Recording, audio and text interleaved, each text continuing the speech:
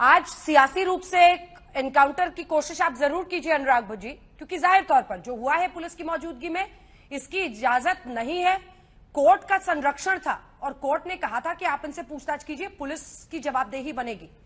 लेकिन इस बात से आप हाथ थोड़ी धो सकते हैं कि एक वक्त पर मुलायम सिंह यादव जी ने जिस तरह का रुतबा इसका बनाया, 4 बार विधायक बनाया आप लोगों ने, सांसद बनवाया फूलपुर से। पूरा सवाल सुनिए, पूरा सवाल सुनिए।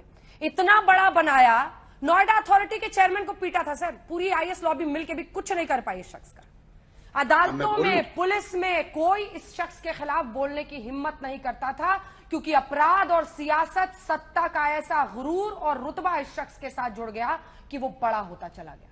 और आज देखिए, सवाल ये है कि कमाल की बात है कि जब बात हत्या की होती है तो दुनिया की बातें करके उसको जस्टिफाई करने की कोशिश की जाती है। सवाल उठता है कि जिस तरह से कमाल ये है कि आपने इतना बड़ा बनाया, लेकिन आज आप हाथ धो रहे हैं और सिर्फ एक बिंदु पर बात करना चाहते हैं। कमाल ये भी है। मैं उसी पे बात कर रहा हूँ जी। उमेश पाल की हत्या दिन दहाड़े हुई, पुलिस मौजूद थी, सुरक्षा में थी, उसके बाद भी आके उसकी हत्या हुई कि नहीं हुई?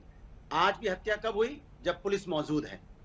पुलिस की मौजूदगी में हत्याएं उत्तर प्रदेश के अंदर में हो रही है।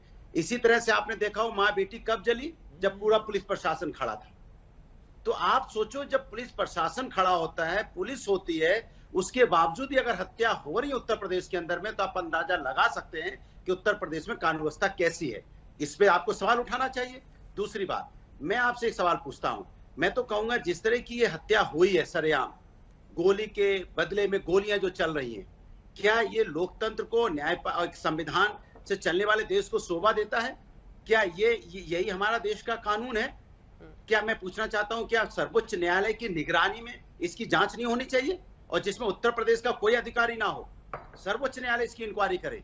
मैं इसलिए बात कह रहा हूं क्योंकि ऐसी परंपरा ना पड़ पाए। अगर ये परंपराएं ऐसी पड़ जाएंगी, रोड पे खून के बदले में खून, उसने मारा तो हमें न्यायपालिका पे विश्वास नहीं, हम आएंगे सबके सामने, पुलिस के सामने मार के चले जाएंगे। अगर ये परंपरा है तो क्या है? और तब भी मैं ये बात कह रहा था, अभी भी आप यही बात कह रही है कि जो तीनों अपराधी थे वो कह रहे हैं कि हमें बड़ा माफिया बनना था। तो जब आप माफियाओं का ग्लोरीफाई करेंगे, जब आप सारा दिन उनको चलाएंगे कि यहां निकले, अभी वहां उतरे, यहां गए, तो ये देखिए, जिम्मेदारी आपकी भी उतनी बनती है और उत्तर प्रदेश की सरकार की जिम्मेदारी बनती है कि सोच ही रही थी भदौरिया साहब कि सुबह से इतनी देर आप टीवी पे बैठ गए, अब तक आप लोगों ने ठीकरा मीडिया के सिर पर क्यों नहीं फोड़ा? लेकिन अच्छा किया आपने, जो आपसे उम्मीदें रहती है उस पर आप हमेशा खरे उतरते हैं। मैं पुनः आपसे प्रश्न करूंगी और पूरे सम्मान के साथ करूंगी। अगर अतीक अहमद इतना बड़ा बना तो उसकी जवाबदेही और जिम्मेदारी भी आपकी पार्टी के कदमों पर पहुंचती है, आपके शीर्षस्थ नेताओं तक पहुंचती है। इसका जवाब दीजिएगा। दे रहा हूं। और सुबह से हम आपके मोहताज नहीं हैं। सुबह से यही प्रश्न हम कर रहे हैं कि आखिर पुलिस की मौजूदगी, मीडिया की मौजूदगी में ये सब कुछ कैसे हुआ? मेरे प्रश्न का आप जवाब मिलेगा। मैं आपको जवाब दे रहा हूं। मैं कह रहा हूं कि कोई किसी को एमपी एमएलए नहीं बना सकता। ये जनता चुनती है। सुन तो लीजिए, जनता चुनती है लोकतंत्र में, जनता वोट देती है। सुन लीजिए मेरी बात। उसके पहले कल्याण सिंह 2 बार चीफ मिनिस्टर थे, राजनाथ सिंह जी 1 बार चीफ मिनिस्टर थे। क्या आप बताइए क्या कर दिया था उन्होंने? उसके यहाँ पे गुप्ता भी चीफ मिनिस्टर थे, क्या हुआ था? मैं आपसे ही पूछना चाहता हूं। और 5 साल से सरकार भारतीय जनता पार्टी की दोबारा से है, तो क्या किया था आपने? देखिए, इस तरह की बातें करके जब कोई घटना हो जाती है तो पुरानी बातें उछाल के आप जो ताजा की बात है उसको नहीं झुठला सकते। ये आदत बन चुकी है, भारतीय जनता पार्टी की आदत बन चुकी है कि जो उन्होंने वादे किए थे जनता के साथ वो पूरा। अच्छा, मैं आपसे पूछना चाहता हूं, आप क्या खत्म करना चाहते हो? आप अपराधियों के कारखाना खत्म करना चाहते हो या अपराध खत्म करना चाहते हो? कारखाने चलते रहेंगे। क्यों? क्योंकि कारखाने इसलिए चलते रहेंगे कि आप घटनाओं को इधर से उधर कहते हैं ना, जिसको भटकाने की कोशिश होती है।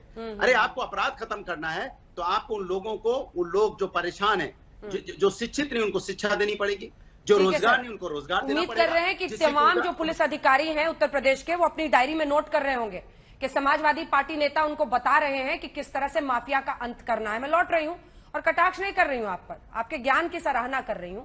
लिख रहे होंगे कि समाजवादी पार्टी नेता आज बता रहे हैं कि यूपी से माफिया का अंत कैसे करना है।